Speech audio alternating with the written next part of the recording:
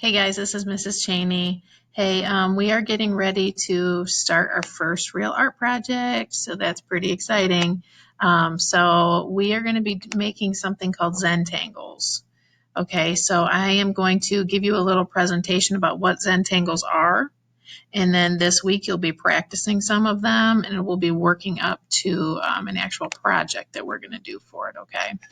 So I don't know why my little bubble keeps bouncing all around down there. But he needs to just move out of the way. Okay. All right, so what is a Zentangle?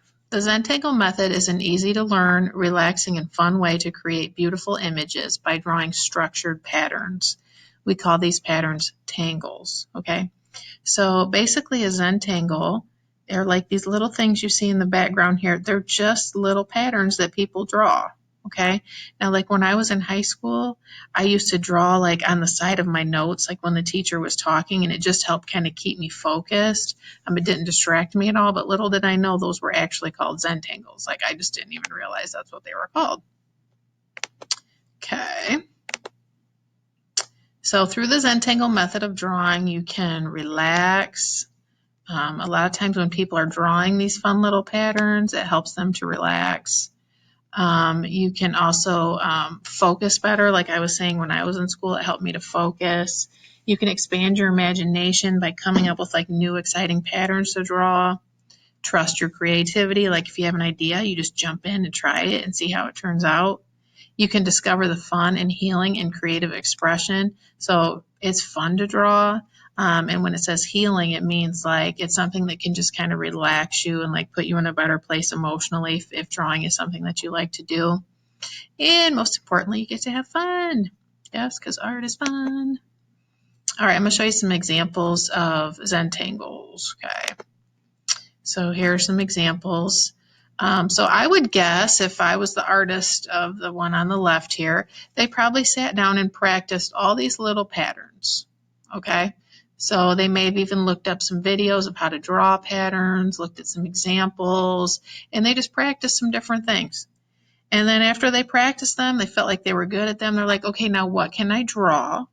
And then put my Zentangles inside of that thing. So they probably just drew like this flower kind of shape here and this little wavy line going through the middle and all these little things that you see. And then they put the patterns inside of that.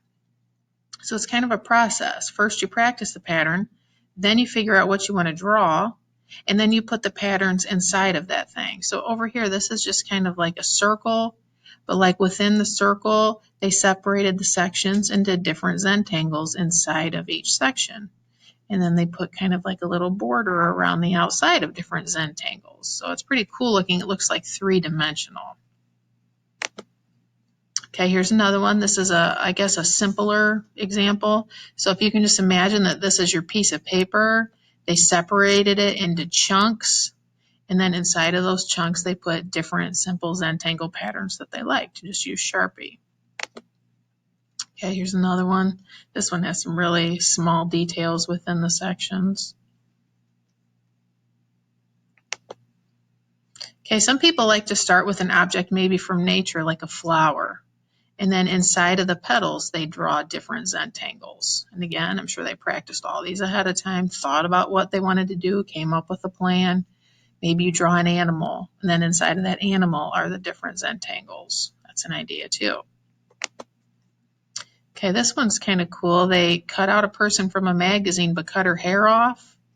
And then they actually made the Zentangles look like the hair, and it just kind of flowed right off the side of the paper. So it's like they did wavy little sections, and then inside the sections were a Zentangle.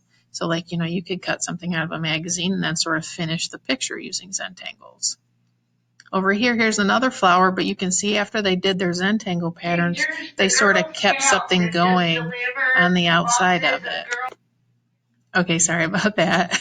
Miss Penny had an announcement. So what I was saying is, again, this is a flower, but they drew the Zentangles inside of it, but then they did Zentangles on the outside and just kind of had it flowing off the side of the paper. It looks pretty cool. I like it when things flow off the side of the paper.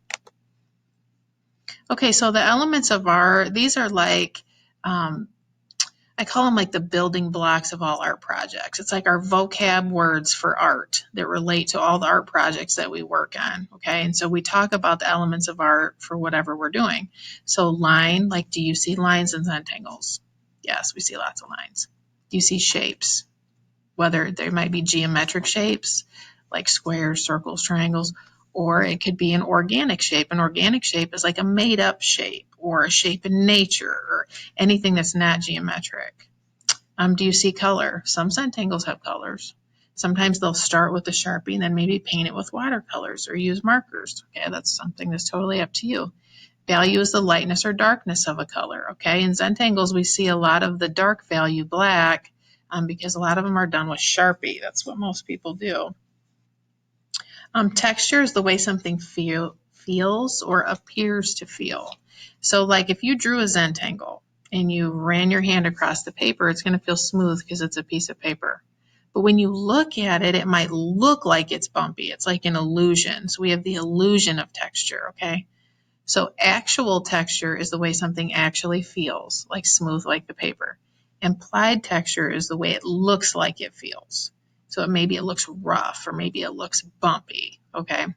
So Zentangles definitely have both of those things.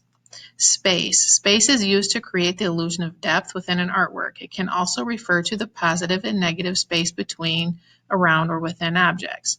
Space we're actually going to get into talking about more later, but basically it means when you look at your artwork, you can see different objects. You can see the object and you can see the background of the object too. You can see both of those things, so we have space. And then form is basically the illusion that things are three-dimensional. So sometimes Zentangles have that and sometimes they don't. Okay, it just depends. Sorry about that. Had another announcement about Girl Scout cookies. If you're a Girl Scout, thank you for bringing cookies for the teachers. Appreciate you. Okay, so then these are just some discussion questions that we would do if you were actually in class. We'd get in groups and work on this. And it just says, like, what is the difference between a Zentangle and doodling? Is there a difference? Some people would say yes, and some people would say no. Doodling, a lot of times, you're just kind of drawing things. They're not necessarily patterns, but they can be. They can be Zentangles. So, again, there's no right or wrong answer to that. It's just, what do you think? Is making Zentangles a form of art therapy? Why or why not? Art therapy is artwork you do to help yourself emotionally. Like, do you think a Zentangle could help you emotionally? Again, just something for you to think about. Like, some people would like just sitting down and working on it and kind of being in the zone, taking their mind off things. Why do you think some people enjoy making Zentangles? Okay, kind of along the lines of what we just talked about. It helps relax people, helps keep them focused. Sometimes, not always. Everyone's different. Is it important for the Zentangle art to look attractive, or is it more about the process? So when you're making a Zentangle, do you think it's important that it looks awesome when you're done, or is it more of the process of just doing it and kind of relaxing? Again, no right or wrong answer. It's just up to you.